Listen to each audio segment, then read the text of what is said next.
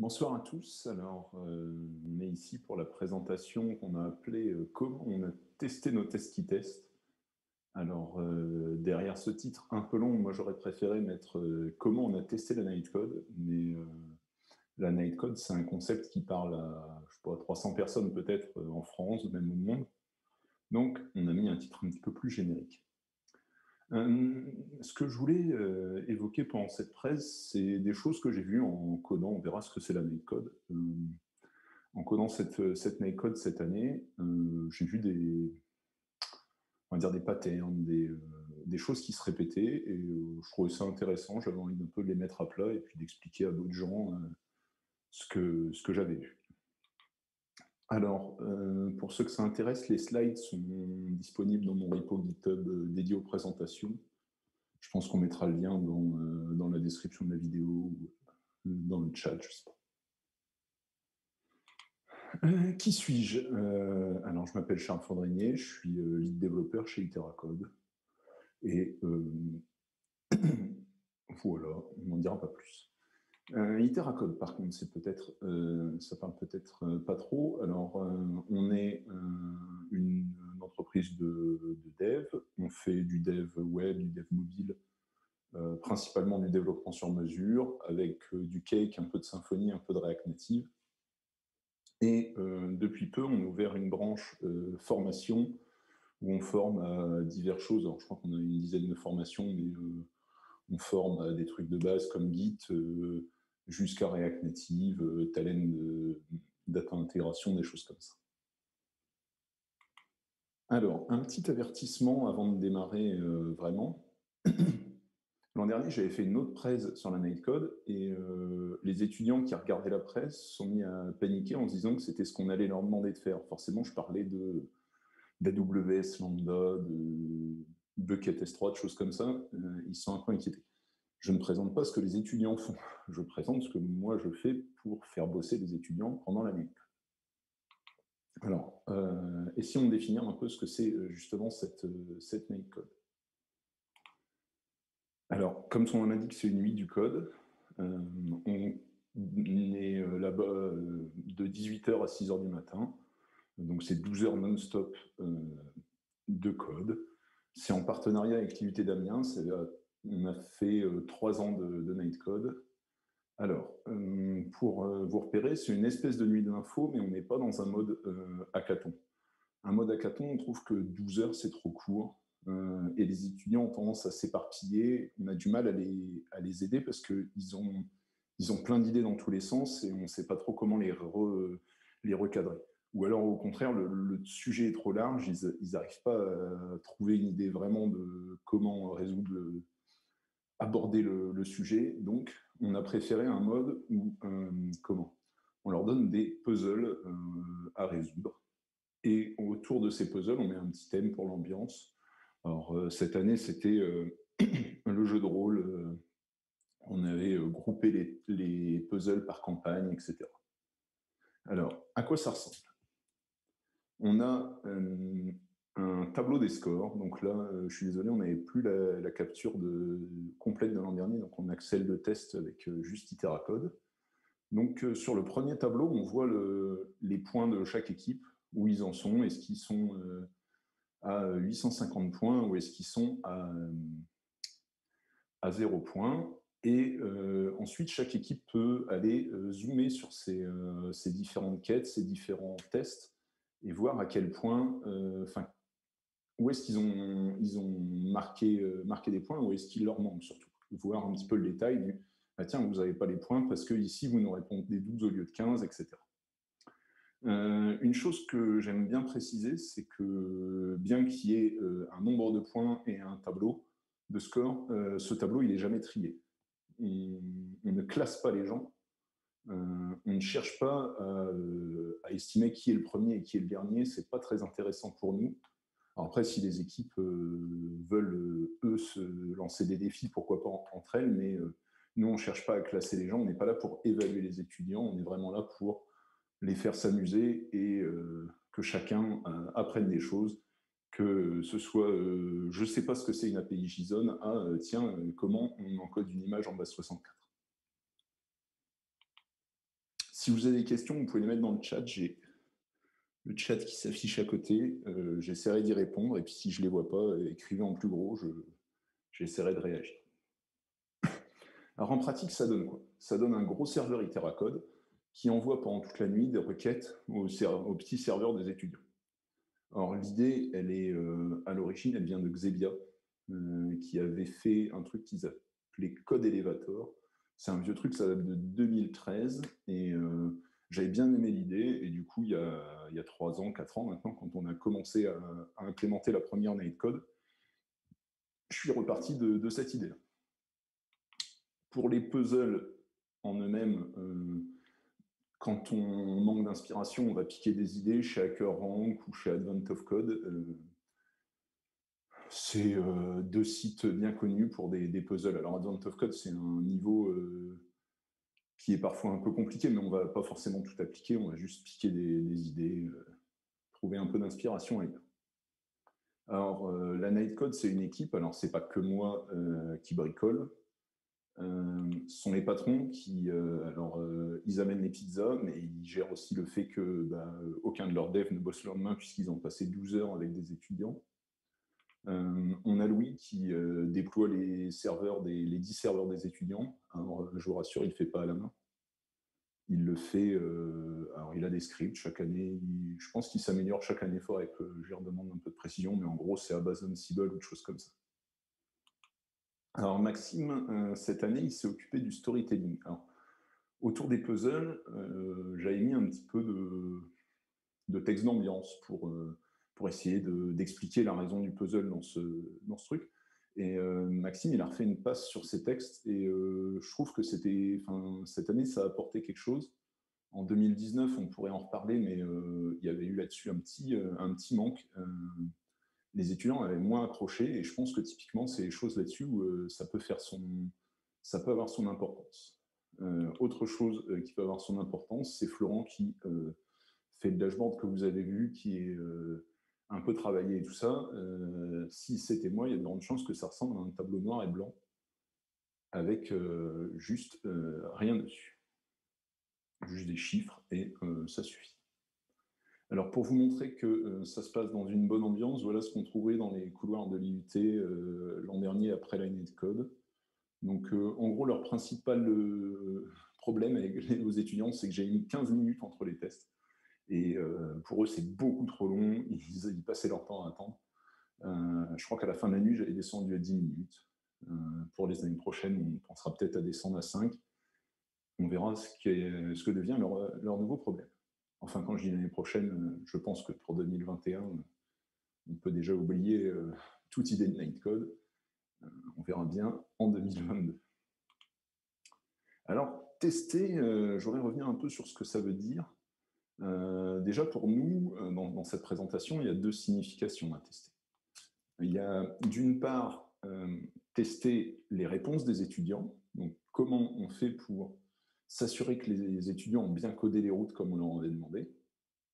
Et d'autre part, on a une notion qui est comment on fait pour tester, nous, nos tests de validation. Donc, si on appelle ça des validateurs, comment on teste nos validateurs.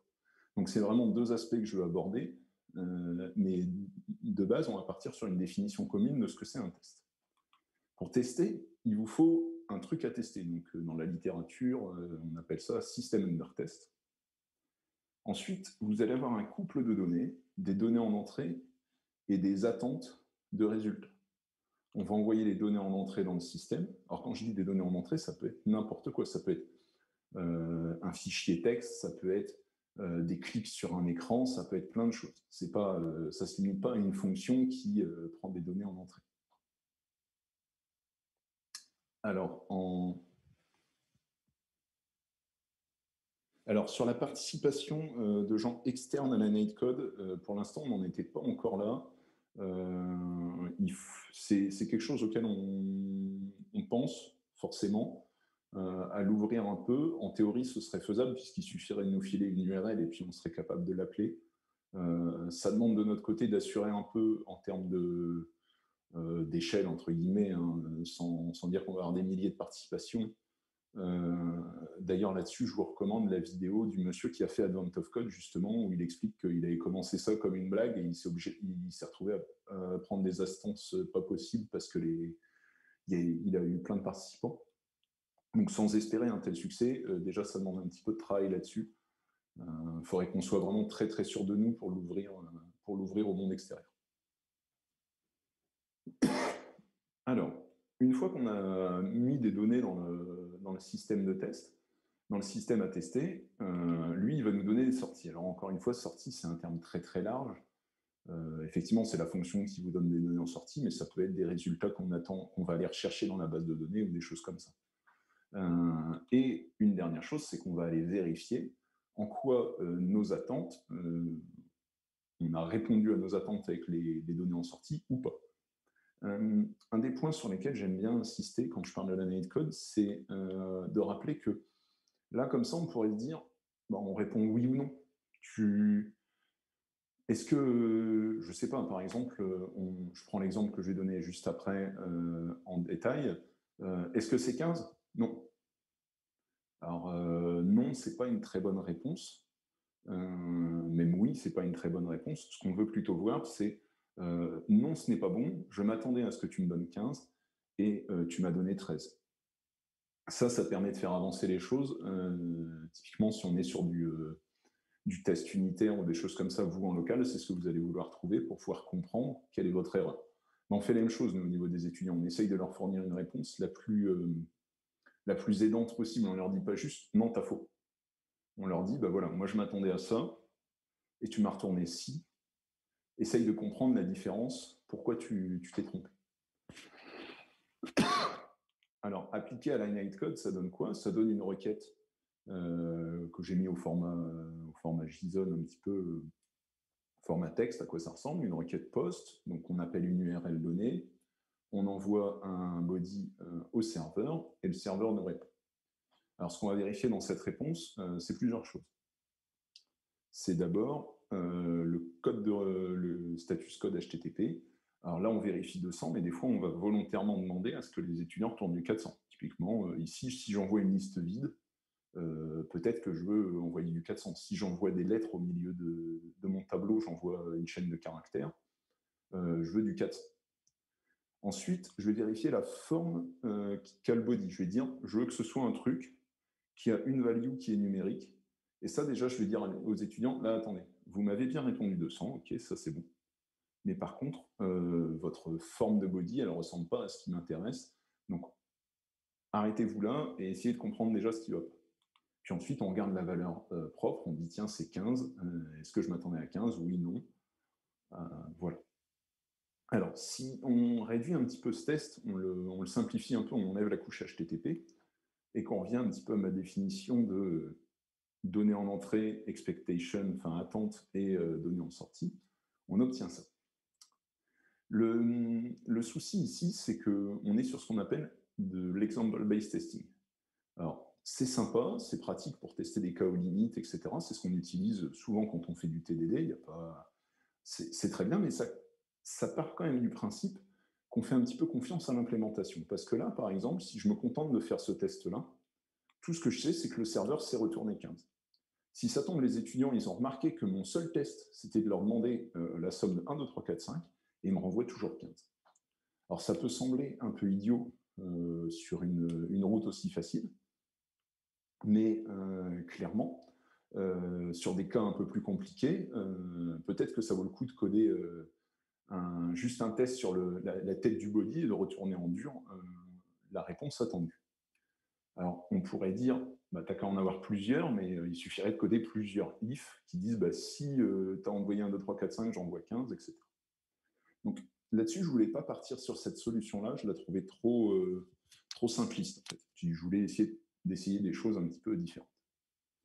Alors, on va s'inspirer du property-based testing. Alors, on verra que le property-based testing, je m'en sers, moi, pour tester mon code, mais je vais voler l'idée d'avoir un générateur de données aléatoires pour les étudiants.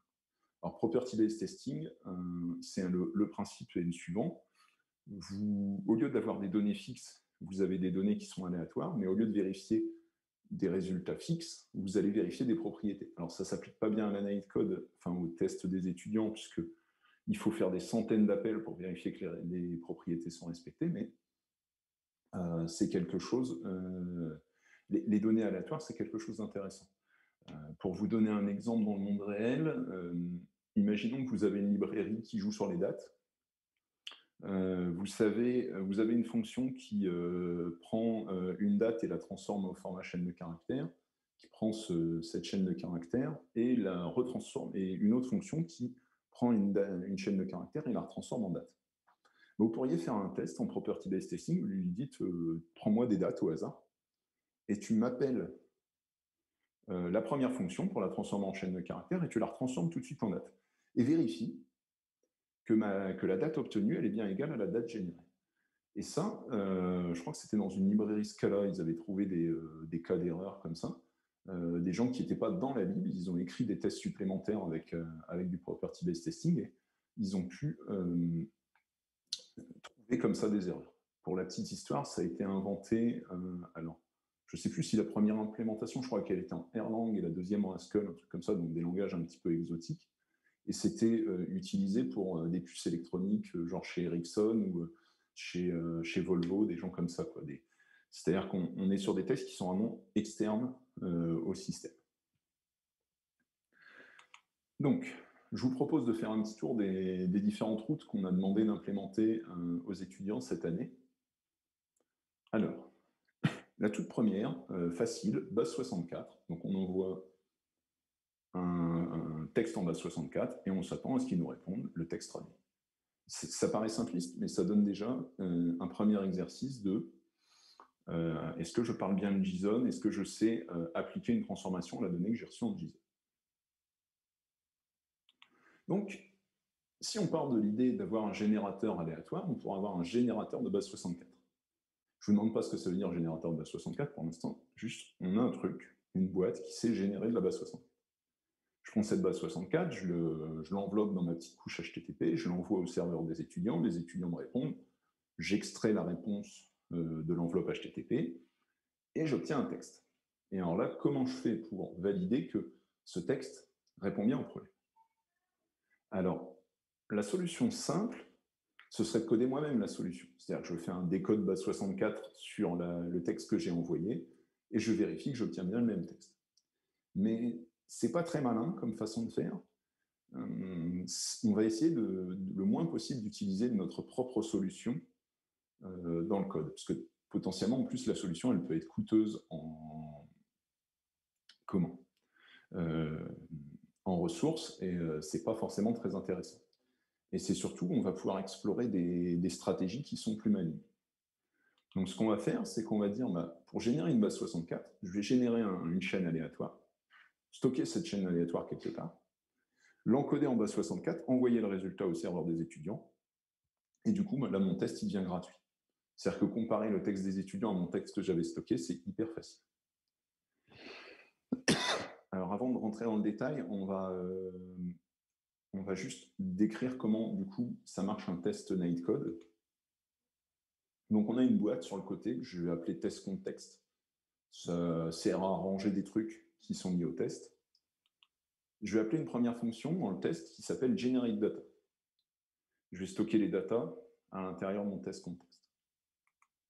Je vais prendre ces datas et m'en servir pour créer une requête. Donc, post, body, etc., préparer tout. Je vais exécuter la requête, donc l'envoyer aux étudiants. Je vais prendre la réponse et je vais reprendre les datas envoyées initialement et ça va me permettre de valider la réponse. Les petits rectangles que vous avez là, c'est quasiment mot pour mot le code que j'ai. C'est quasiment la même chose. Donc, si on compare à ce qu'on vient de dire là, donc j'ai un générateur de chaîne de caractères dans GenerateData et dans PrepareRequest, j'encode en base 64 et j'envoie au format JSON. En résulte mon test à moi. Comment je vérifie que ça marche? Alors, c'est un test assez simple. En le relisant l'autre jour, je le trouvais même un peu trop simple, pas forcément très intéressant. C'est-à-dire, je remplace ma chaîne aléatoire par une chaîne en dur. J'appelle mon bloc que j'avais appelée prepare request. Je récupère la request, je la décode, je fais le décode base64, donc j'ai codé ma propre solution, et je vérifie que si j'ai bien codé une solution, alors j'ai bien ramené ABCDE. On verra que je vais reprendre à peu près cette idée après, mais en plus intéressant. Là, à la limite, l'intérêt de ce type de test, on pourrait parler de test de non-régression. C'est-à-dire que ça m'assure qu'à aucun moment, je fais une boulette. Typiquement, on a vu que je l'envoyais dans un truc qui s'appelle toTranslate. Je n'ai pas enlevé un T, un E quelque part et que j'ai sauvegardé par erreur le fichier. Et, ça peut éviter ce genre de choses. Sinon, ce test, il est un petit peu moyen. La deuxième route qu'on a demandé, alors je dis deuxième en partant de là où vous êtes parti, mais on a des routes plus simples avant pour vérifier que les étudiants savent répondre en 200, qu'ils savent mettre du texte, etc. Alors, secret reduced. Alors ça, c'est un problème HackerRank. En gros, vous avez une chaîne de caractères, et quand vous avez deux caractères identiques qui sont collés dans la chaîne de caractères, vous les supprimez. Donc là, on envoie un truc un peu long, et ça devrait donner iteracode. Alors, comment on fait? Je vais me retrouver face au même problème. C'est-à-dire que je vais devoir générer un texte à réduire et vérifier la validité par rapport aux étudiants. Alors là, la grosse question, c'est quoi un générateur de texte à réduire? Autant le générateur de base 64, c'était assez facile. Prendre une chaîne de caractères, la mettre en base 64, on a tout ça dans nos outils. Alors, pour faire un générateur de texte à réduire, qu'est-ce qu'on aurait pu faire? On aurait pu faire une chaîne purement aléatoire. Je lui demande de générer une chaîne de caractères aléatoire. Alors là, les probabilités qu'il y ait des patterns, appelons ça comme ça, à réduire à l'intérieur de cette chaîne, elle est quand même pas grandiose. Et puis surtout, ça nécessiterait d'implémenter la solution. Là, ce qu'on va essayer de faire plutôt, c'est de produire une chaîne qu'on estime non réductible, dont on est sûr qu'elle est dépourvue de ces patterns qui peuvent être réduits, et puis on va insérer à l'intérieur des trucs à réduire. Alors ça donne quoi? Je génère une liste de caractères tous distincts, comme ça je suis sûr qu'il n'y en a pas deux qui suivent, qui sont identiques, puisqu'il n'y en a aucun qui est identique dans la chaîne. Je le convertis en chaîne de caractères, et entre chaque caractère, je vais rajouter aléatoirement un nombre de mêmes caractères, un nombre de paires de nombres de caractères, donc un truc qui forcément va disparaître. Donc ici, j'ai la solution que les étudiants doivent me retourner. Donc, comme pour le cas précédent, j'ai mon test qui est un petit peu, ma validation, elle est un petit peu gratuite vis-à-vis des étudiants. Alors par contre, ce générateur, il est incomplet. Il manque des cas intéressants, parce que normalement, l'algo, il faut le rappeler jusqu'à ce que la chaîne, il n'y ait plus de caractères qui se touchent, qui soient identiques. Donc, il manquerait il faudra un meilleur algo. Mais je ne me suis pas intéressé à aller plus loin, je trouvais que c'était déjà pas trop mal. Peut-être que ici, ça demanderait d'avoir un peu d'example-based testing, typiquement pour dire, bah, sur ce cas-là, je le trouve très intéressant, je l'envoie en dur, et je m'attends à ce qu'il réponde bien ça. Si on reprend notre dessin de tout à l'heure, donc on a, comme tout à l'heure, un générateur qui produit un truc en clair, on le démolit, on ajoute du contenu que les étudiants doivent traduire, et du coup, notre validation, elle est encore une fois gratuite. J'ai juste à comparer deux chaînes de caractères. Encore une fois, les étudiants, à ce niveau-là, du coup, ils ont en clair, je m'attendais à ce que tu me répondes iteracode, tu m'as répondu somme texte. Essayer de comprendre pourquoi vous avez une différence. Ça peut... typiquement, là, pourquoi tu as trop réduit, pourquoi il te manque, par exemple, tiens, tu as oublié de réduire ce pattern-là, peut-être que ta boucle, elle ne va pas assez loin, etc. Comment moi je valide que ça marche? Alors, à partir de là, il nous faudra quasiment toujours une solution. Si on voulait utiliser des termes un petit peu pompeux, on peut parler de Golden Master, en gros la solution référence. Et celle-là de solution référence, je sais qu'elle est bonne puisque je vous ai dit que le problème venait d'HackerRank. J'ai codé cette solution sur HackerRank, donc et eux me l'ont validé. Ils passent une vingtaine de tests. Alors eux, ils sont sûrement en dur, mais bon, une vingtaine de tests, ça donne déjà une bonne une bonne idée de la solution. Donc, je suis sûr de ma solution. Donc, qu'est-ce que je fais? Je prends mon générateur aléatoire et je lui dis, génère-moi des chaînes que tu estimes irréductibles. Ajoute du contenu réductible, passe la solution, et ce qu'on revient bien sur la chaîne de début. On fait tourner ça 100 fois. L'intérêt, là, comme ça peut paraître vraiment idiot comme concept. Mais on est sur la même idée que tout à l'heure, j'expliquais avec les dates, c'est-à-dire qu'on fait un chemin dans un sens et on revient au même point. Ici, je m'assure d'une chose,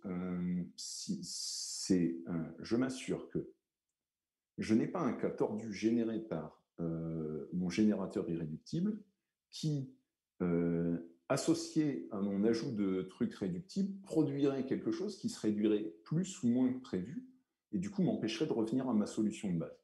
Donc ici, au moins, j'ai validé que que mon générateur et mon générateur de données réductibles sont compatibles et ne produisent pas n'importe quoi.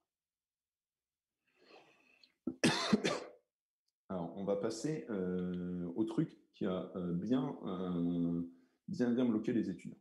Alors déjà, pour les plus observateurs, vous remarquerez qu'on n'est plus en application JSON sur le body, on est sur du TextPlain, histoire de leur mettre un petit défi supplémentaire. Et donc, on leur envoie des maths à faire.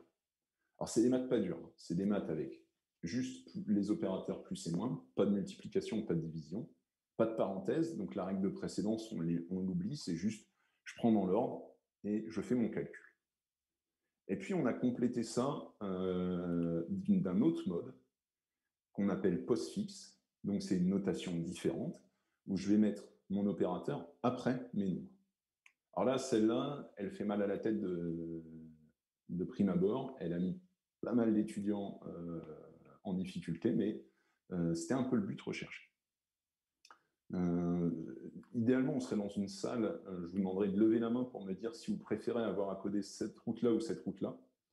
Je ne vais pas le faire, parce qu'en plus, il y a un décalage avec YouTube, donc si je vous pose la question maintenant, il va falloir que j'attende pour rien vos réponses dans le chat. Mais j'aurais juste signifié que la réponse postfixe, au-delà de l'aspect un petit peu bizarre de la formulation mathématique, elle est plus simple à coder que ce qu'on appelle un fixe. C'est-à-dire qu'en gros, c'est une pile, vous mettez 1, 2, 3 dans la pile, et puis vous dépilez. Tiens, j'ai un symbole plus, il faut que je l'applique sur les 2 derniers chiffres de ma pile. Donc je dépile, je prends le résultat, je le remets dans ma pile, etc. Donc c'est, en définitive, assez facile à implémenter. Alors, on va revenir sur notre problème de base. Il nous faut un générateur d'opérations mathématiques. Alors, je suis parti dans l'idée qu'il fallait générer des listes. Donc, j'ai 2 générateurs de listes. La première chose que je vais définir, c'est des opérateurs, plus ou moins. Et ensuite, je dis qu'une opération infixe, c'est une liste avec un premier entier, puis une suite d'opérations et d'entiers qui se répètent comme ça, pas à l'infini, mais autant qu'on veut. Ça nous donne donc la première ligne de liste là. Et du coup, il me suffit d'aplatir tout ça, de faire un toString, et j'obtiens une opération à calculer. Le postfixe à générer, ça demande un petit effort supplémentaire. On va d'abord définir ce que j'ai appelé opérande, c'est un entier ou une opération postfixe. Et puis une opération postfixe, c'est 2 opérandes suivies d'un opérateur. Donc je vais générer comme ça, idem, des listes pas à l'infini, puisque le hasard normalement devrait me permettre de m'arrêter. Et on voit la deuxième liste, donc j'ai une liste comme ça de sous-listes. J'aplatis tout et j'envoie. Alors je ne cherche pas, on en reparlera après, de cohérence ici entre ce que vous lisez à gauche et ce que vous lisez à droite. Il n'y a pas de cohérence sur la forme qu'on les donnait. Ce que je veux juste, c'est obtenir une opération qui, dans un string, contient mon opération mathématique. Mais à partir de là, on se retrouve avec notre problème que vous commencez à bien connaître. C'est-à-dire que j'ai un générateur de calcul, je peux générer un calcul, et là, comment je compare avec le résultat des étudiants? Alors là, j'ai pas eu le choix, j'ai codé une solution itéracode. Et ça me rend triste. Alors du coup, pour valider tout ça, ça veut dire qu'il va falloir que je valide et ma solution et le générateur. Alors si on revient un petit peu sur comment j'ai testé ça. Alors, on a fait un peu d'example-based testing sur donc, ce que j'ai appelé infix solver, c'est mon truc qui résout des notations infixes. Donc je prends mon calcul de tout à l'heure, avec le sum, vous vous souvenez, je m'attends à 15. Voilà, et puis j'encode 4-5 comme ça, avec des cas un petit peu tordus pour être sûr que ça marche. Et je fais la même chose avec postfix, je crée un truc qui sait résoudre pour les notations postfix, et je vais additionner, faire mes petits calculs et vérifier mon résultat. Donc ça, c'est mon test de base, c'est pour m'assurer que mon truc a l'air de marcher. Ce que je vais faire ensuite, c'est que je vais m'appuyer sur du property-based testing et je vais dire, bah, prends mon générateur aléatoire, prends ma solution, et est-ce que le résultat, c'est bien un entier? J'applique ça 200 fois, parce que j'avais ça, celui-là, je l'ai testé un peu plus que les autres. Alors, encore une fois, ces tests-là, ils peuvent paraître idiots. Un entier, bah ouais, forcément, ça calcule, c'est un entier. Bah oui, mais au moins, je suis sûr que mon générateur ne génère pas un truc tellement bizarre que ma solution puisse pas le traduire, ou inversement, que ma solution ne se mette pas à péter les plombs face à un truc généré. Donc, je peux au moins m'assurer que mes deux trucs sont compatibles. A priori, je suis au moins dans la bonne voie. Donc, je fais ça en infix et postfixe. Ça n'a pas plus de choses comme ça pour valider. Alors, sur ce sujet-là, je me suis demandé si on ne pouvait pas faire un meilleur générateur. Alors, ça me trotte dans la tête depuis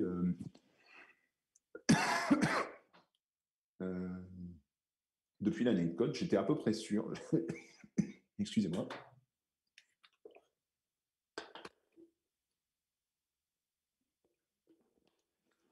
J'étais à peu près sûr qu'on pouvait faire mieux.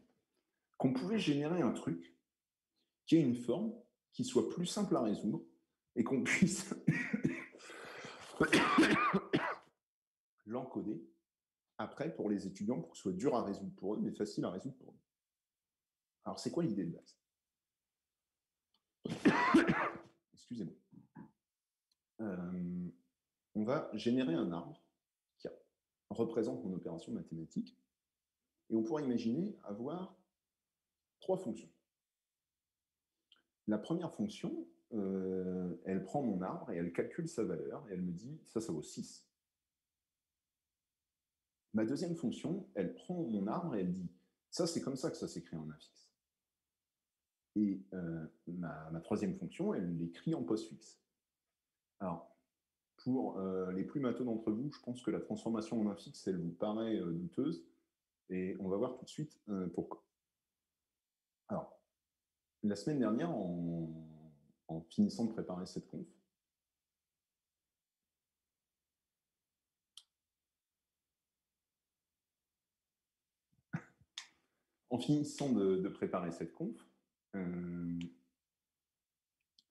alors pour répondre à Ronan qui me dit que Haskell aurait pu vérifier lui-même que c'était un entier, alors attention, c'est que le parseur lui-même, il ne va pas forcément retourner, ce que j'ai appelé solver, le truc qui est capable de résoudre, il ne va pas forcément marcher.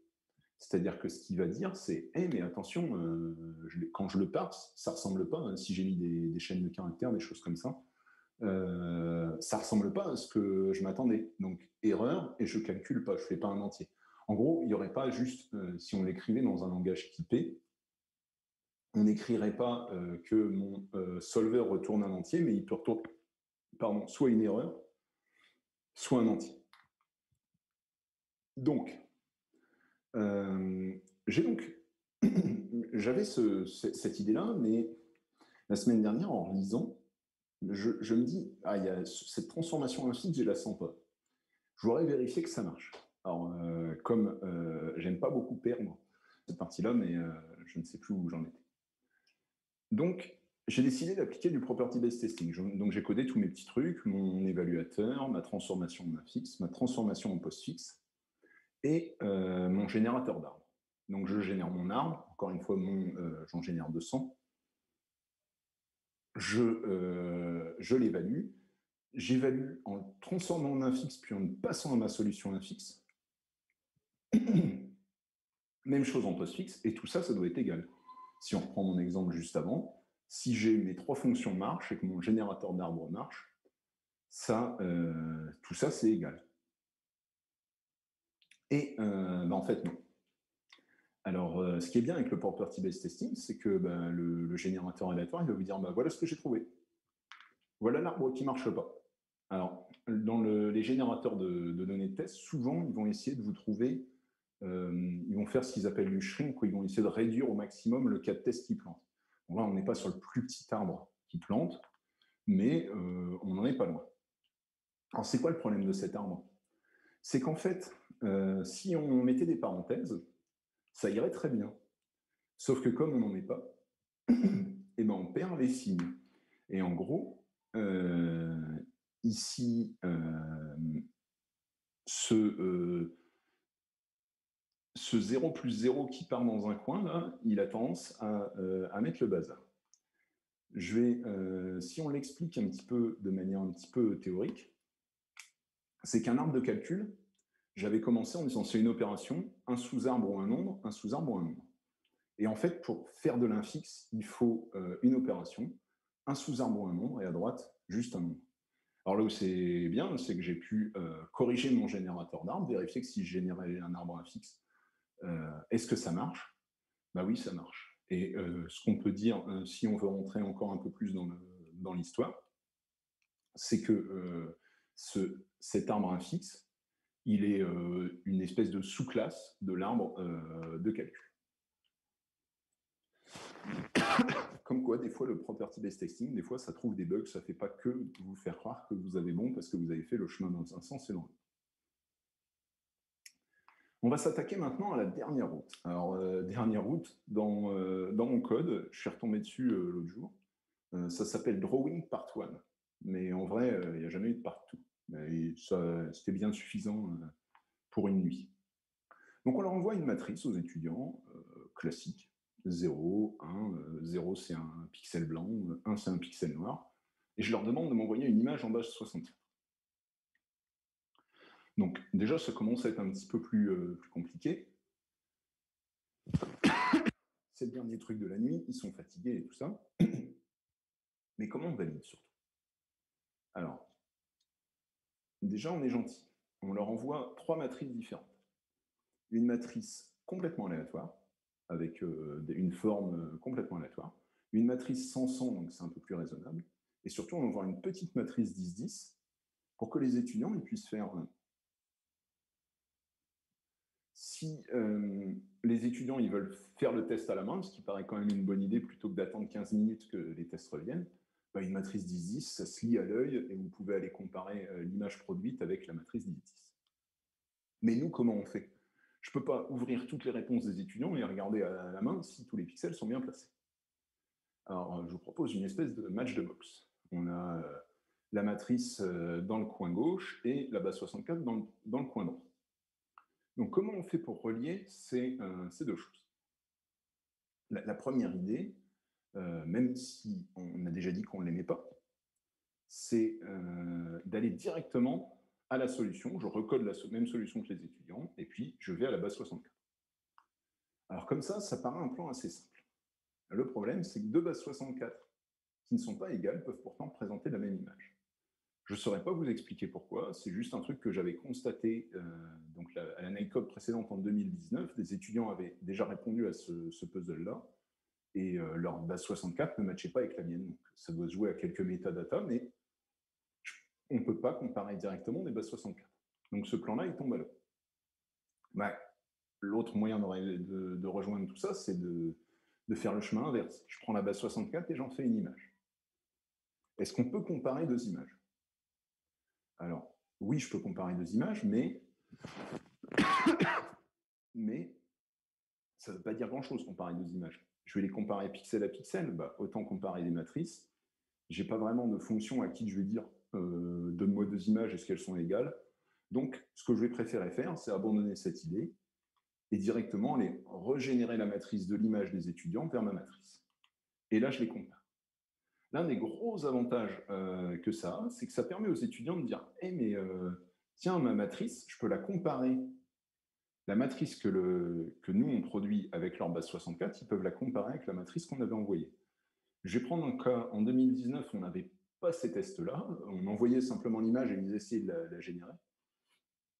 Et en lisant les résultats après, j'ai constaté que l'équipe qui avait réussi à faire ce truc-là s'était gourée d'une toute petite bêtise. Ils m'envoyaient la matrice transposée, tournée d'un quart de tour. Et c'est tout bête, hein, il suffit au lieu de parcourir les X puis les Y, faire l'inverse, ou je ne sais plus dans quel sens il s'était trompé, mais on parcourt dans le mauvais sens, et puis on se retrouve à générer la mauvaise matrice. Donc là, typiquement, ce genre de résultat leur aurait permis de voir qu'ils avaient bon à un quart de tour près.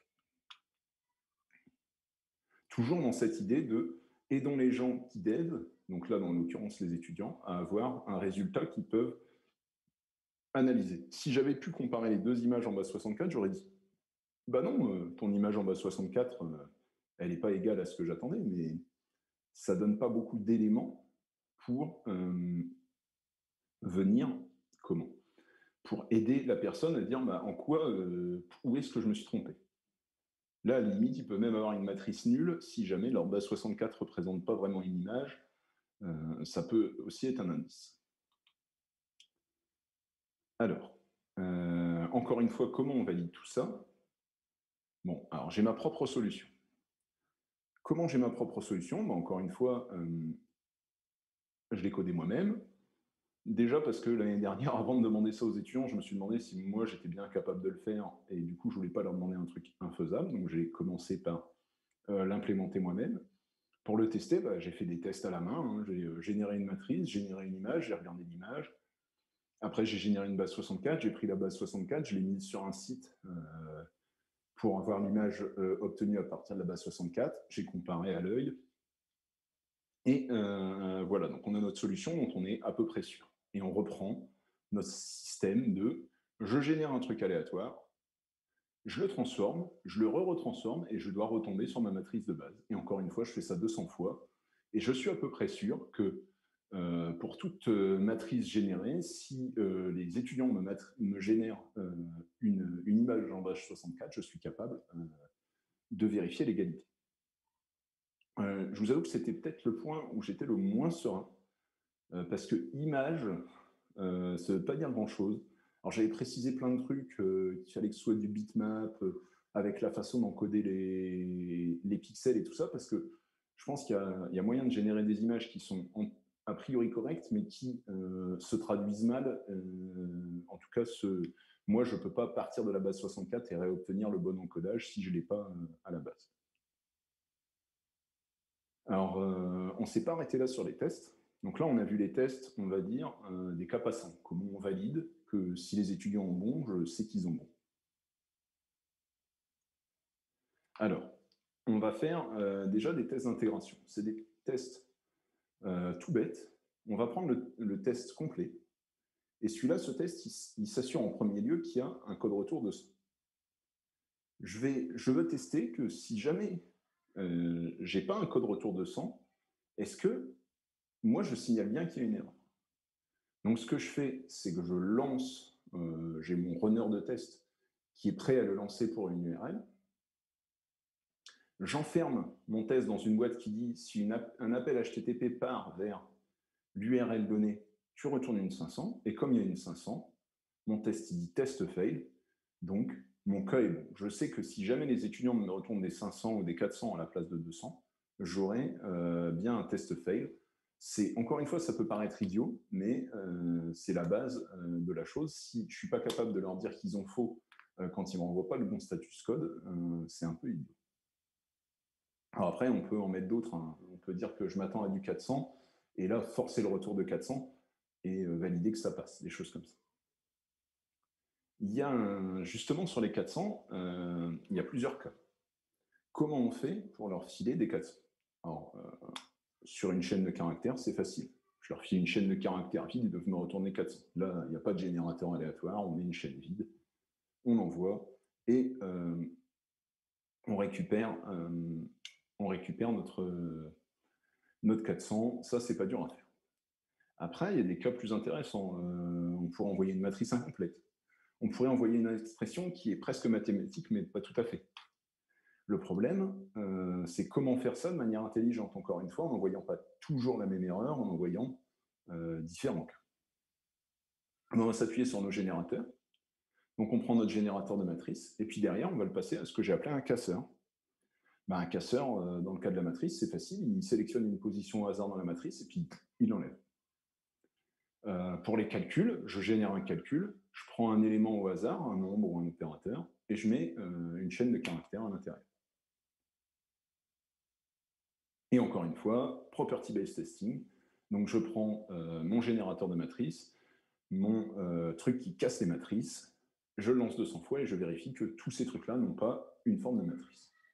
Même chose pour les trucs qui cassent mes opérations mathématiques.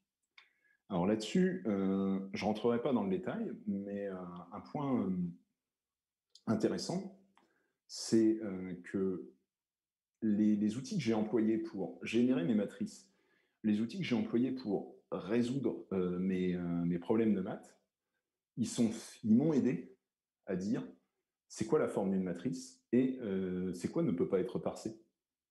Et ça pourrait faire l'objet de tout un autre talk qui est qu'en gros, parce que j'ai utilisé les bons outils au début, là, pour vérifier que c'est pas bon, ça me coûte pas grand-chose. Alors, il y a une partie que j'ai appelée les étudiants contre-attaque. La première année, ils m'ont fait une blague. Il y a des étudiants qui répondaient bien 200. Ils mettaient bien un header comme quoi ils faisaient du JSON, mais à l'intérieur, c'était pas du JSON. Alors, qu'est-ce qui se passe dans ce cas-là? Le par JSON, il explose. Et il casse plein de trucs. Alors depuis, je me méfie de ce que peuvent envoyer les étudiants. Donc typiquement, ce par JSON, maintenant, il est sécure, et si jamais il plante, il s'arrête là, et puis il ne va pas propager l'erreur. De même, quand je prends un base 64 que je transforme en image, que je transforme en matrice, si j'envoie un truc qui n'est pas de la base 64 ou une base 64 mais qui n'est pas une image, il faut que ça tienne.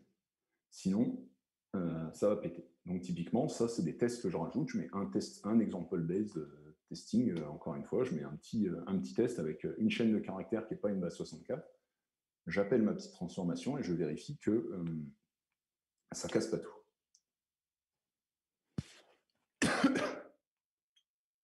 Donc nous arrivons à la fin de cette présentation. Si vous le souhaitez, vous pouvez aller voir, ces derniers mois, j'ai sorti deux trucs sur le GitHub d'IteraCode, ce que j'ai appelé Nightcode 2020 API Example. Donc c'est des exemples d'API, puisqu'on a remarqué que certains étudiants, des fois, ils veulent partir en PHP from scratch et tout ça, et du coup, une fois qu'on arrive sur du post à la 3e route, ça commence à devenir un petit peu compliqué. Donc j'ai testé d'autres solutions pour faire les API. Ça reprend les routes qui se situent avant base 64. En gros, toutes les routes qu'on va appeler non puzzle, les routes juste de test et de vérifier qu'on sait faire une API. Vous pouvez vous-même lancer la démo. Il y a un jar à télécharger, vous faites un java-jar et il y a les explications dans le repo pour le lancer vous-même. Et en 2019, je vous disais, j'avais pas tout à fait tous les résultats. Pareil, je pourrais faire tout un talk là-dessus, mais en gros, j'avais pas tous les résultats. Et il y a quelques semaines, j'ai décrété que il fallait qu'on ait les résultats. Donc, j'avais tout stocké. J'avais dans des fichiers texte, j'avais la totalité de ce que les étudiants m'avaient envoyé et de ce que je leur avais demandé. Et j'ai tout retesté. J'ai réécrit tous les tests, en gros, à la main. Et j'ai pu leur fournir une page web avec tous les résultats. Alors, je vous remercie de votre attention. Je suis désolé pour la coupure tout à l'heure. Je ne sais pas d'où ça venait. On étudiera ça demain. Voilà, si vous avez des questions, je suis preneur.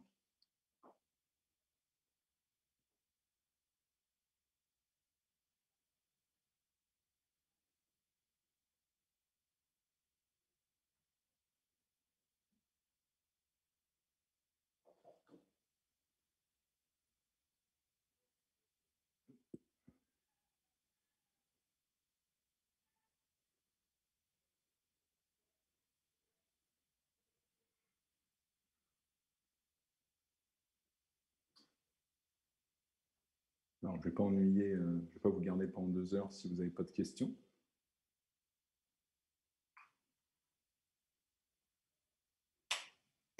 Alors, la Nightcode de cette année, aucune idée. Vraiment, alors pour être complètement sincère, au premier confinement, j'avais commencé à préparer la Nightcode de l'an dernier, fin de l'an prochain. J'étais un peu motivé. J'avoue que là, je le suis beaucoup moins. Déjà, le fait de le faire à distance, ça me paraît quand même vachement moins intéressant.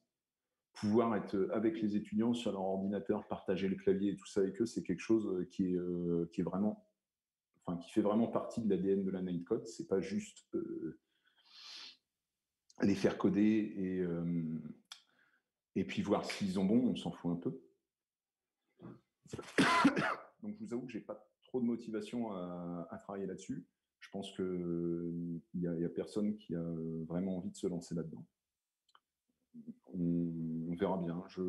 Vraiment, j'y crois pas pour 2021, peut-être 2022. Voilà. Ronan, comment ça va? Bah, ça va. À part que c'était un peu stressant de passer par YouTube, et preuve en est que j'avais raison de me stresser puisqu'il y a eu des problèmes.